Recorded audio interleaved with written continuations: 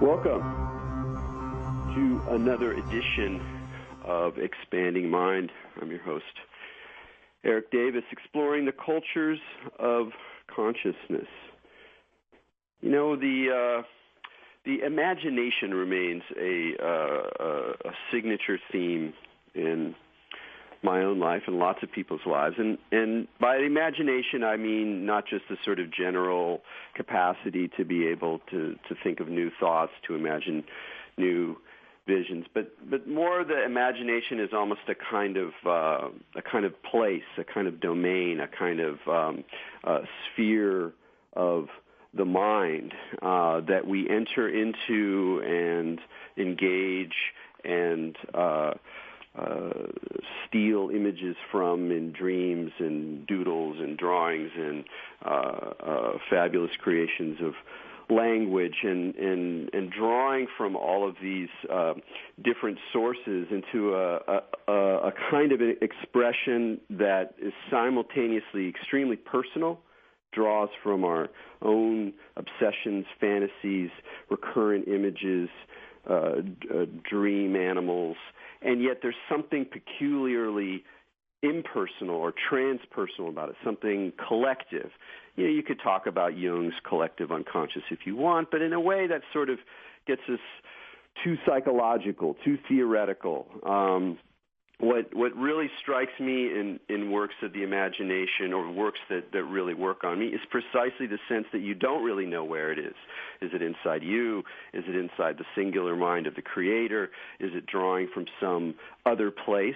And whether or not that other place exists or not, that's not the point. The point is that there's this sense of something larger than simply one person's point of view, this kind of chaotic collective labyrinth of images, animistic objects, talking animals, gods, demons, sacred palaces, et cetera, this kind of bric-a-brac that runs in our minds and imaginations from our earliest memories of childhood, our earliest experiences of illustrated books, of the flower garden outside, all the way through our adult minds with our interests in fantasy films and fantasy fiction, in our own dreams, in the sort of imaginative edges of vision. And I love work that, particularly visual work, that reminds me of this realm. And of course, since with the rise of sort of juxtaposed magazine and so-called lowbrow art, and a sort of there's been over the last 20 years a kind of explosion of interest in certain kinds of very feverish, vivid, intense kinds of imaginative art that often draw from popular culture, from lowbrow culture, from hot rods, from pornography, from psychedelics, from comic books, this kind of seething id of the cultural imagination. And, a lot of the stuff I like, I appreciate. But what I found with a lot of the so-called kind of lowbrow artists and people who are really drawing from that kind of underground comics influenced sort of stream of things, a lot of it's just a little too slick for me. It's a little too pat. It's a little too clean. This is not the case with the artist we're going to talk to today, who you probably have not heard of, but hopefully we'll hear of more in the future. And his somewhat devious name is David Normal, because he is anything but. And, if you're sitting there listening to this, on an archive show or have access to the web, you can just go to his website, davidnormal.com, and you can, check out some of his work. And what I love about his work is that it's not slick. It's full of intelligence, richness. The images are speaking to each other. Some of them are very peculiar. Some of it's very kind of creepy. Some of it's very funny. Some of it's very intense. And it's very well executed. A work of someone who's really moving into their mature voice as an artist. But at the same time, there's some raw, intense animation of the image. This kind of feeling of just a lack of reflection, a lack of sophistication in the sort of snooty sense of the term. Like there's that something really is being tapped here, and I really very much enjoy talking to David as well. I thought he'd be a great person to bring on the show and talk about ideas of creativity, his own art, his own travels, which has fed his art, because he's really somebody who's living it. He's not just making some clever move in an LA gallery somewhere. He's really someone who invites the imagination in all of its terror, wonder, bizarreness, absurdity, and excess, and allows us to see glimpses of that process through his work. But before we bring David onto the show, of course, we have our co-host here on Expanding Mind, Maja Dawu. Hi, Maja. Hi, Erik. How's it going? It's going really well today. I have to say, I'm excited. I spent the morning going through David's work and looking around attendant images online, and so I'm inspired. It's a nice feeling. There's a lot of this stuff in LA. Like LA is kind of like the center of a lot of this kind of imaginative, excessive, lowbrow, Robert Williams inspired, that kind of world. Totally. Do you like interface much with that? Are there certain places that seem to really carry that vibe in an authentic way for you? Well, yeah, as a lot of people know, I'm a giant comic nerd, so, I've had a lot of interaction with that world, both through my own tastes and just, friends of mine that I know. Like, I know a lot of lowbrow comic types of people, maybe a little too lowbrow, but, I'm a big fan of, like, Johnny Ryan comics or Ivan Bernetti, and, those are, like, kind of more popular, gross, dirty, like, lowbrowy type of comic people. But I think they're geniuses.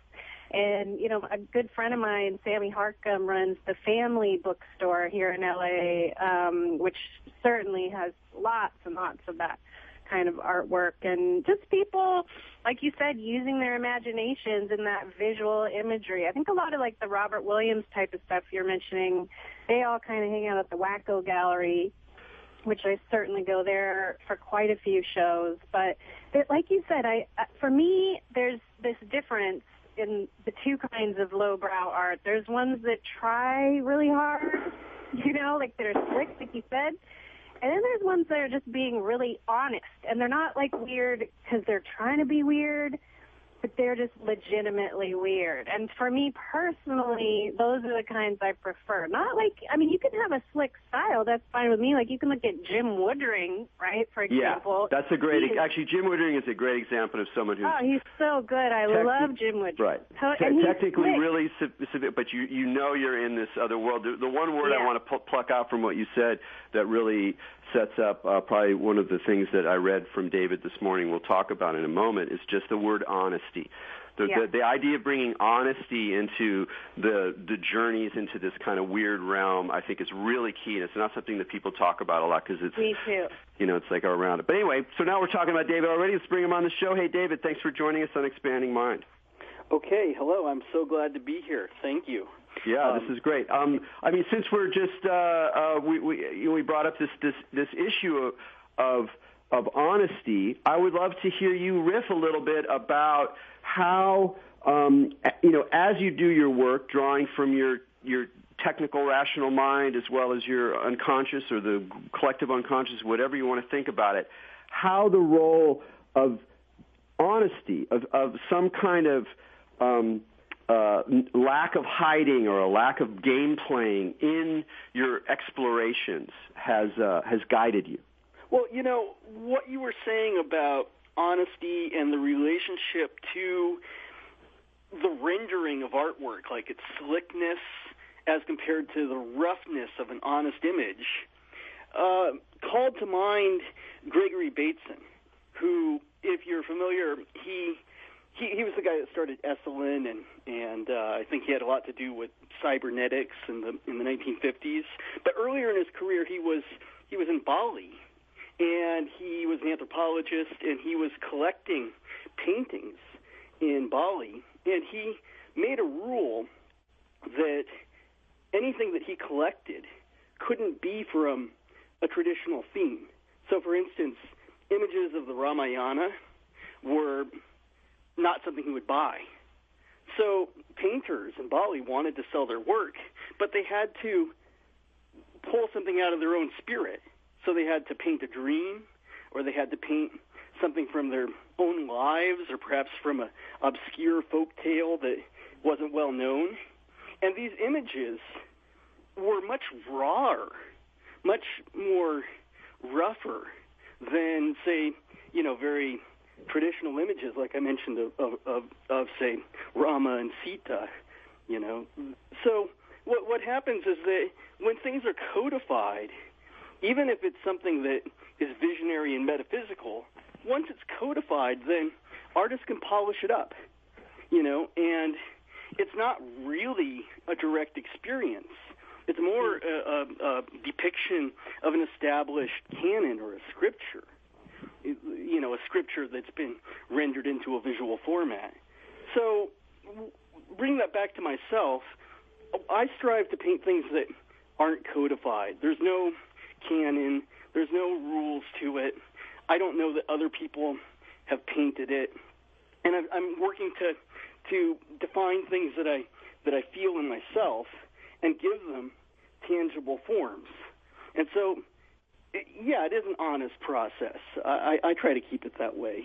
Well, one of the things about the work that I like, that at first I remember being like, oh, this is a little too chaotic, or it's sort of all over the place or whatever. And then when I kind of sat with it more and got spent more time with the images over the years that I've seen your work, I started to realize that that's actually part of what's really appealing about it, is that you can't know from looking at it initially where it's coming from. And again, just to compare with other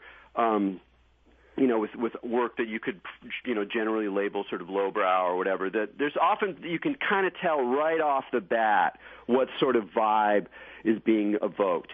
This one's kind of a cheesy, sexy thing. This is kind of more of like a hot rod devil thing. This is more of some sort of, psychedelic pop culture explosion. And your stuff, it's like, I don't even know what's going on. It's like I'm in some world. It's a machine. It's disgusting. It's sacred. It's like all these things are going on. And for me, it's like what I feel with the works that speak to me the most, it's like I'm closer not just to some realized expression of the imagination, but I'm kind of closer to like the stewing dream machine itself, the thing that's constantly like producing some new crazy image or juxtaposition. It's sort of like out of control almost. And I can only wonder how much this reflects like how have you... Did you always do this? Were you doing this from the time you were, 8 years old? Like just these, I get this. Can I get this image of you of like scribbling these amazing drawings and doodles and fantasies, like from a very early age? Like you've been keeping this muse, this sort of excessive muse in your life for a long time. Yes, I have been. I've been scribbling out crazy fantasies since I was a child. And but to address something you were mentioning there, I don't really consider my work lowbrow. And generally speaking, I'm not a big fan of the genre. It's not where I draw my influence, and it's not where I put my allegiance. Rather, I use the term crazyology to define and label my own work. And so I think I've always been a crazyologist. I came up with that term when I was, say, I think 18. And, for me it represents, I've got a whole system. So when you say you look at the images and you see a kind of teeming chaos, well, actually there's a method to the madness.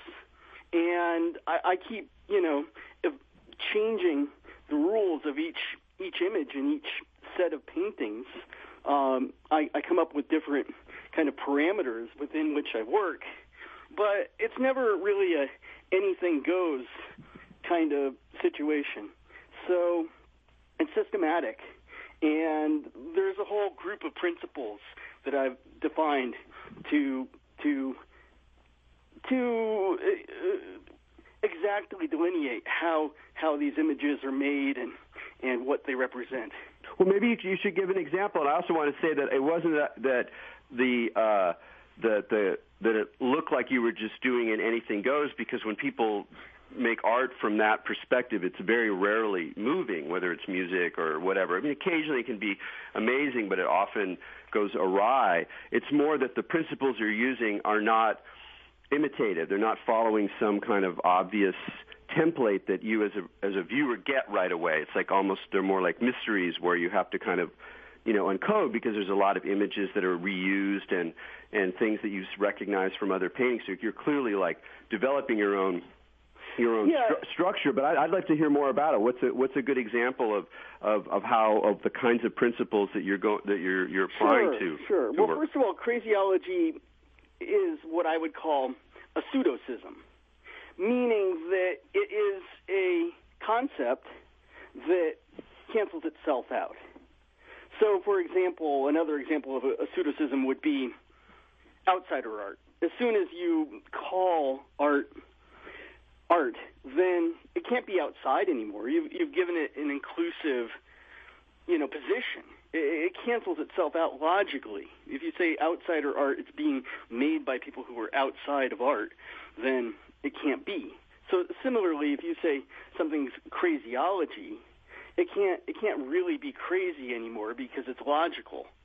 So that is the pseudocism of it, and so I play on these paradoxes all throughout my work.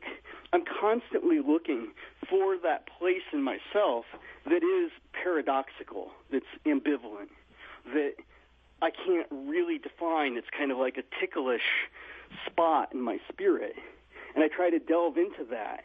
And as I push into it, then something gives, and something that I imagine, something that I feel comes out, and I'm able to just translate that quickly. It's like the images come flashing into my mind as I move through these spaces that I can't define and can't categorize, that are not susceptible to an explanation.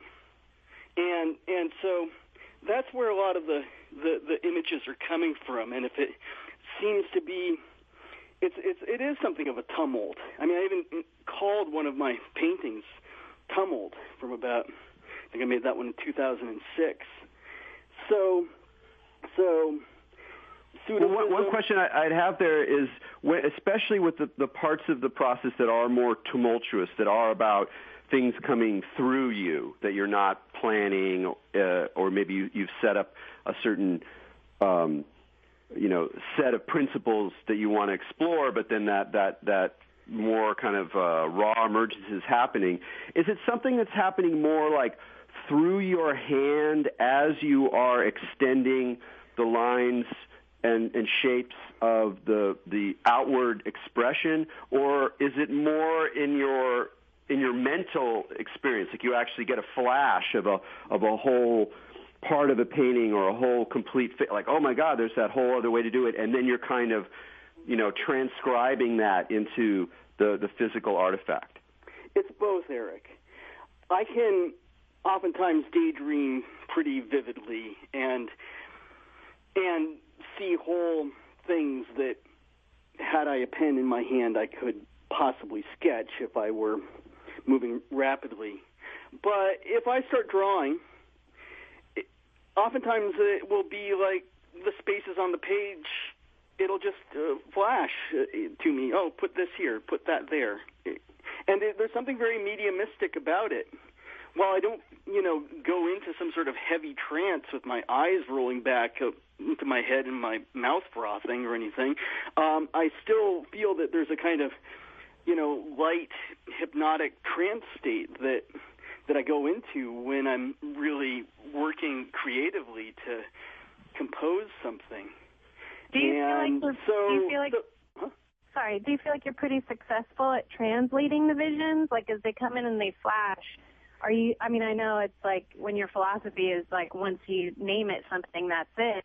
How do you feel about the finished works of art when you're through? Do you still feel like the paradoxes continue once the image is kind of like set or static on the page? Or do you just like kind of not think about them anymore? Or what kind of process happens there, like in terms of being able to like nail something down on a piece of paper? Well, Maja, my philosophy isn't actually once it's named, that's it. Actually, there's a lot of, re-editing that can take place.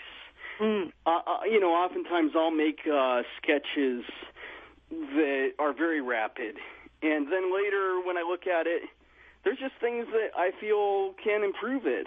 So there's a lot of analysis that goes into it.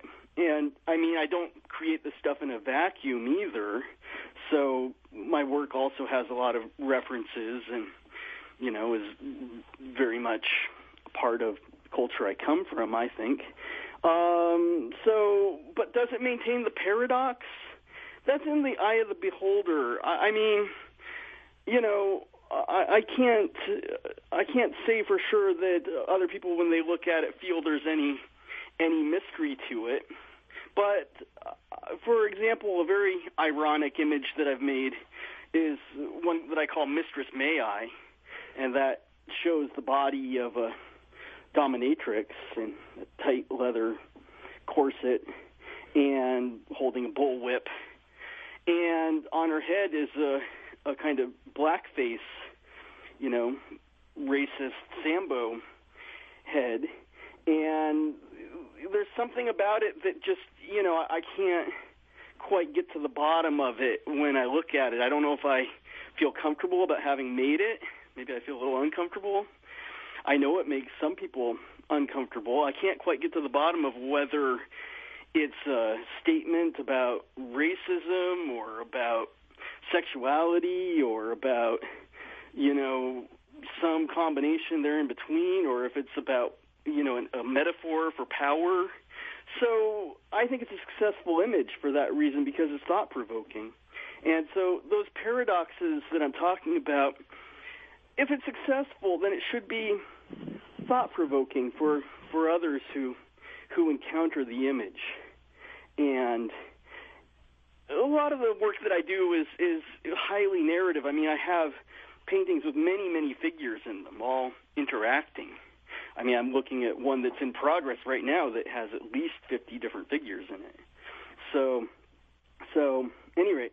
Well, one thing is you mentioned, trance a little bit, and I know that your work and your view of the world and your view of creative process has also been really influenced in your own personal investigation of trance states, and particularly, most colorfully is the quite extensive in-person, on-the-ground ethnographic research that you've done in Southeast Asia mostly, seeking out trance cultures and trance performances, recording them, getting to understand them, really, really diving into the deep end of sort of travel or exotica in terms of the kinds of realms of human expression that you've cataloged and explored for many years of your life. Talk a little bit about what you discovered there, and maybe how that has informed your sense of human creativity. Yeah, I traveled through Indonesia, Myanmar, and Thailand, photographing and videotaping, mostly videotaping, spirit possession ceremonies. And I don't know that it directly inspired the painting, but it certainly was an exhilarating and, to use a apt term, expanding experience for me. I witnessed I witnessed mortification of the flesh, people walking over beds of nails, through hot coals, bathing in boiling oil, transvestite ceremonies known as Nat Pui in Burma, with immense amounts of alcohol, being drunk, and wild music, and all sorts of costumes and incredible idols and rituals of idolatry and dances and crease dances with the ceremonial daggers in Bali and rituals to the goddess of black magic, Rangda, in the cemeteries late at night. I filmed all these things, and that's on a website now called loosespirits.net, and you can see some of the footage there, as well as my notes on the subject. And so, well, here's one question about the relationship. I understand that these things didn't directly influence your paintings. You had already very much established your style and were working towards it. But it does strike me that there's this interesting balance, both in the paintings and in trance performance, between the elements that are kind of conscious, intentional, drawing from influences, drawing from other sources, working with established images and languages, and something that is like the raw unconscious, something that's like the unexpected, the unknown, the outside, the unpredictable, the untranslatable. And it's always been an interesting question for me when I look at work, when I see performance, when I go to ritual, what the balance is. Like how much of this is really kind of performance. And I'd ask that definitely about traditional. I've seen some of the same events that you recorded, particularly in Burma with the Nat Pui, where there's this interesting, I go to one performance and I go, this is mostly performance. These guys are like, they know the rules, they're having fun, great. And then you go to another one and you go, that guy is out of it, or, somewhere else, or somebody else is in the room that's not that guy, where there's some kind of sense of like a proximity to genuine trance, to the outside. And, in a way we're kind of talking about the same thing with art that draws so closely from the imagination. Is on the one hand you have all these skills and you have a language developed, you have intention, you're making allusions, you're telling a story, but then there's also something where in the expression there's something that's happening that you can't control that is like a trance. With the trance performances you saw in Southeast Asia, how did you end up like finding that balance? Like what did it mostly seem like at the end of the day it was more performance, or were you like, actually there's just tons of really intense, unpredictable, altered states that people are getting into? What is that balance? The majority of what I saw was very real. I did see some pantomiming and fraud here and there, but the majority of what I saw was quite authentic. And what I noticed about spirit possession and trance is that it seems like all of the different arts kind of find their nexus in trance. I mean, there's dance, there is drama, there is painting and sculpture, architecture, music. So many things come together to form the trance state, and all these art forms support the medium's experience of communion with a mysterious and generally considered divine force. So I thought that what informs all the art and informs the trance state is the myth and the metaphor. The power of certain images and stories is so intense that it alters people's consciousness. And it's something like a creased dagger it has so much power invested into it. What it means culturally to a Javanese or a Balinese is just unfathomable. And so in the right context, that creased dagger, when the gamelan music is playing, when the costumes, the masks are worn, and then people act out these dramas. And the dramas seem to generally follow a certain script, but yet they also are constantly varying. And so there's a lot that's unpredictable. And so I do feel like it's similar to the process by which I am deriving my painted images. I mean, both are forms of the shamanic. Mircea Eliade, I hope I'm pronouncing his name correctly. I don't often hear it said, but yeah, Mircea, yeah. Thank you. Mircea Eliade, as I recall, he defined two different types of shamanism. There was one that was a trance shamanism that involved journeying within, and that would be, for instance, like ayahuasqueros or something would be journeying within and going into an internal world. Whereas, say, practitioners of voodoo, they dance out the spirit entering them. So it's all externalized. So spirit possession in Southeast Asia, shamanism in Southeast Asia, is for the most part of the latter type, where the spiritual experience is externalized, and to externalize it requires the production of all this art to support the experience. Now, for me as a painter, I mean, I am kind of somewhere in between the internal journeying and the outer expression, because I'm going within and divulging this kind of how shall we say, this undifferentiated tissue of consciousness, if you will, into differentiated observable forms. And so I'm creating the structures by which other people can experience that mythology, that legend, that story, the metaphor that creates an altered state of consciousness. Well, that's wonderful. There's so many things we're going to ask, and I know Maja's going to have some questions, but we got to take a break right now. Sure. You're listening to Expanding Mind with Erik Davis and Maja Dawu. We're talking with David Normal about visionary painting, and we'll be right back after this. Welcome back to Expanding Mind on the Progressive Radio Network.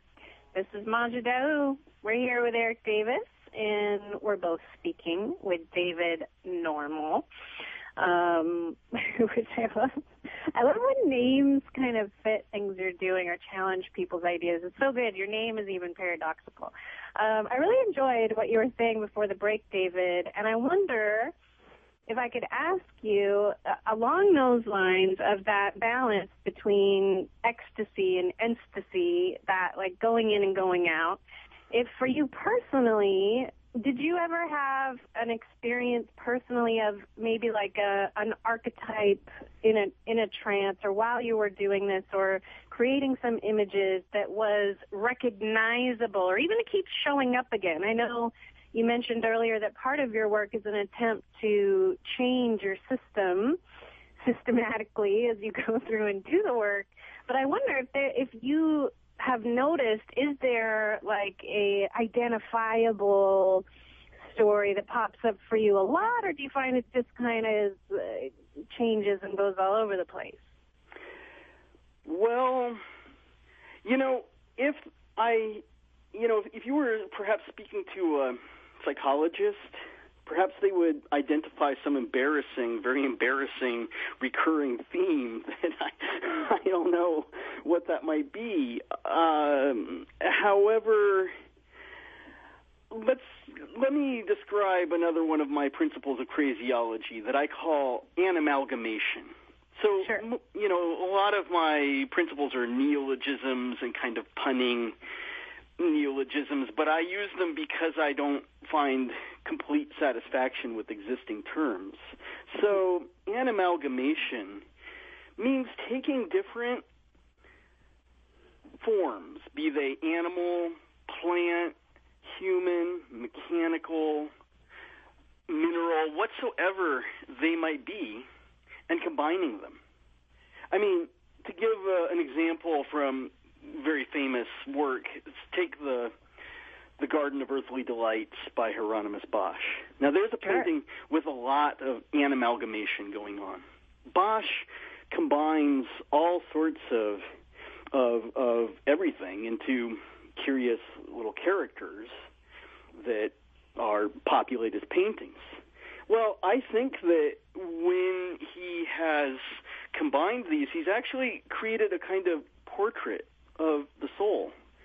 In other words, the soul could be thought of as consisting of many different symbols. And a person may have an identification with a hawk, but also have an identification with a trout, with a koala bear, or with a certain kind of train, or a certain type of tool, all these things, and they come up in the dreams. And if you combine those things, so you have a trout with the head of a hawk holding a chainsaw, then that's an animalgamation. Mm-hmm. It's a portrait of the sympathies of a person's inner being. So this is why the word is constructed as anima, as in the soul, and amalgamation. So it is a amalgamation of the anima, and also tipping the hat to the animals that so commonly form the components, the totemic components. It's a wonderful word, too, because, of course, the word itself is an amalgamation. I mean, that's part of what a neologism does, and what I really like about that term, as opposed to the term juxtapose, not just talking about the magazine, although there's a reason that the magazine is called that, and that certain ideas of those kinds of colliding images, that the idea of juxtaposition is really about the collision, the kind of the odd relationship between the items, whereas animalgamation draws them together into something that it's the elements that are being slammed together are becoming integrated, and as they are integrated, they in some sense have more presence, and that's again that sense of anima, of some sort of presencing, whether it's animal spirits or the soul's image or another order of being or the inside of the mind that's coming through. And so that's, I totally appreciate that and understand why you're pointing in that direction. But I also wanted to make sure that we got to some of the formal ways that you have come up with to display your work. We're not just talking about paintings that are just sitting there one side of a canvas on a wall at a gallery or somebody's house. You've also developed this illumination series where you really kind of played with the way in which paintings themselves are made and displayed. And talk a little bit about that process. Well, the illuminations are an outgrowth of my dissatisfaction with the status quo. I don't feel very impressed oftentimes with the presentation of art at an art opening particularly. Like, I don't like the ritual of a lot of people standing around in the middle of a gallery chatting with each other while the artwork sits on the walls, facing their backs. So I've created images that hang from the ceiling in the middle of the space over people's heads, typically, and light up and are presented in a dark room. And I find that arrangement is much more compelling to people than just having the artwork on the wall. So it's also enabled me to produce the work at very large sizes. I mean, I did 3 years ago a large installation at the Burning Man at their Central Cafe, 5-foot by 7-foot images. And similarly, early last year, about this time last year, I had an exhibit at Van Ness and O'Farrell of, once again, very large images. And it's enabled me to reproduce the images and present the work in different countries, in Japan, in Germany, and also, although it's not a different country, it is geographically distant, New York. So the illuminations you can see photographs of at davidnormal.com. It's a little bit difficult to describe them too much verbally. Yeah, but it also you're playing with light and overlapping in a certain way. I mean, the way that because they're on both sides, there's sort of like a bleed, so it's like almost like another layer, another element of superimposition or of layering that's going on. Yeah, it has been, and it continues to be, a developing art form. I mean, an illumination is technically a light box. So I originally was interested in painting on silk and making these glowing silk images, and while painting on silk is certainly one of the great traditions in painting, especially in the East, it's didn't really lend itself to what I wanted to accomplish. So it's developed into a technique that involves large format printing, digital printing with a large printer, and it is partially computer graphics. I studied 3D modeling and video editing and Photoshop and all these things for many years. So the printing and the collage and other graphics that I can do in the computer, I then print out and I paint over things by hand, scan them back in, print them out again, and I can cycle through that combination of hand-done painting and computer graphics until I have a finished piece. And increasingly, I'm working in a manner where the finished pieces are actually painted light boxes rather than being purely printed. And I have an interest in the future in, say, producing lenticulars, those kind of flicker images that give you a shifting, like the classic ring that winks at you, but on a much larger scale and glowing. So there's quite a bit that I'm interested in doing with the illuminations, and I think I have some pretty dramatic and, frankly, virtually monumental plans for this upcoming year, but that's to be announced still, not yet. That's great. Monumentalness is great. Yeah. So when you look at the imagery of the work and the kind of themes, narratives, figures that recur or have been developing over time, like overall, like if someone was to look at all your work from when you were a teenager, let's say, to today when you're scraping middle age, I suspect, that like what's changing? Like how has the story changed? How has the spirits that are riding you, to use that analogy, how have they shifted? Like what's the emerging big meta story that your work has been telling over these years? Well, first of all, before I go into that, let me just say that the threshold for middle age has moved up as the baby boomers get older. So when is it? I ask myself this all the time. Well, you're middle age if you're, you're just starting middle age if you're in your 60s now, I think. Really? You can get it that far? Oh, good. Then I'm covered, man. I'm great. Thanks for illuminating that. I'm still young. I'm really, I haven't aged at all. Nope, not a bit. At any rate, so where was I? Oh, you wanted to ask me what was the kind of common thread through the work how it's changed. Like how have the concerns or the images that come through, or if there's a larger story there, what is it? Well, I mean, I've worked in a variety of mediums over the years, Eric.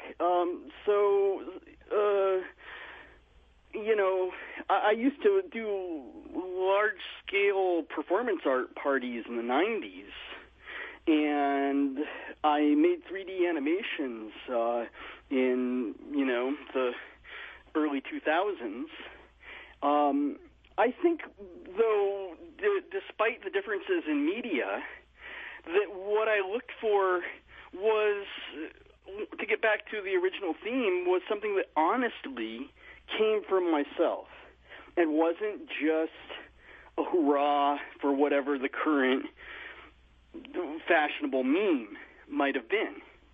So, in other words, I, for instance, created the Feast of Fools in 1997, which was a 3-day festival based on the medieval ritual known as the Feast of Fools, wherein the rites of the Catholic Mass were reversed and the lower clergymen, the choir boys and subdeacons, as they were known, would, dress in women's clothing and supposedly sing bawdy songs while eating blood pudding and gambling and, generally speaking, have a wild orgy in the church. This is actually the antecedent to Carnival.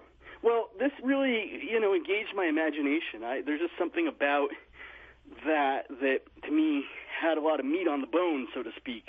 And I wanted to create a festival where people could get into this mysterious, historic peculiarity. I mean, this anomaly, this weird thing that happened in Catholicism in the medieval up through, I think even as late as the 18th century, there were still Feasts of Fools. Well, Carnival continues.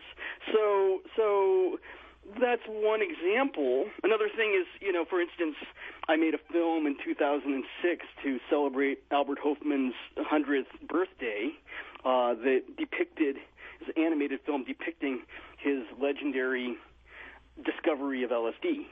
And once again, that's something that is just so provocative to the imagination. It's such an incredible story. I mean, it deals with such a spectacular confrontation of the unknown, or a kind of inversion. I mean, I think that's one of the things that attracts me, is where does the world turn upside down? And so, for instance, in Albert Hofmann's bicycle ride, the world turns upside down. I mean, all of a sudden, here's one man, discovering something that he had no idea what it was, that's so powerful and so bravely. So I tried to depict that, and I depicted it with humor. That's another, important aspect for me. I'm irreverent. I'm not a believer in any religion or political system. I mean, I'm irreverent and like to poke fun at things, and I think that that's the best attitude. I don't think that for me personally, that's the best attitude. I have trouble. To me, that has something to do with honesty. It's like that it's really hard to be honest and be, a total subscriber to a belief system. Like, are you really being honest there? I mean, that the humor, the great blessings of humor, it partly comes out of honesty. And so it's like it's almost like the reward you get. Like, honesty can be tough because you have to look at all this dark, confusing stuff, and you'd realize you don't know what's going on, and it's a mess, and you're a mess, or whatever. There's, honesty's kind of tough. It's a tough world. But one of the gifts you get from that, or at least you can get from it, is kind of humor, because there is genuine humor. It comes through that kind of honesty that involves irreverence, I think. And I mean, it's a delicate balance. You can go too far. You can be so satirical, so nasty, so tearing everything down, blah, blah, blah. That doesn't come through your work at all. I think there's different kinds of irreverence. Yeah, no, I don't empathize with kind of castigating people, victimizing humor too much, and I tend to try to translate my work into a realm that I feel is beyond the contemporary. I mean, I oftentimes look at my paintings and ask myself, well, could a person from 100 years ago understand and relate to what I'm painting?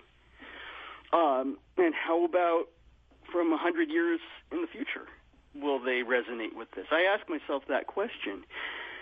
So I don't want to get too wrapped up in criticizing the contemporary things directly.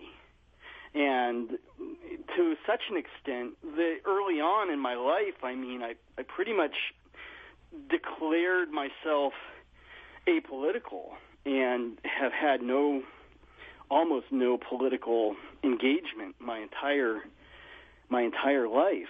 And I chose this path to kind of channel my energy, because I do feel very strongly about things that go on in the world politically, and I don't, I mean, I could very easily be an activist, but I feel like if I do that, then it's somehow going to dilute me. It's a kind of political celibacy or something. It's like a monk or something chooses to be celibate so that their sexual energy goes into their spiritual practice rather than somehow dissolving into the material, fleshly.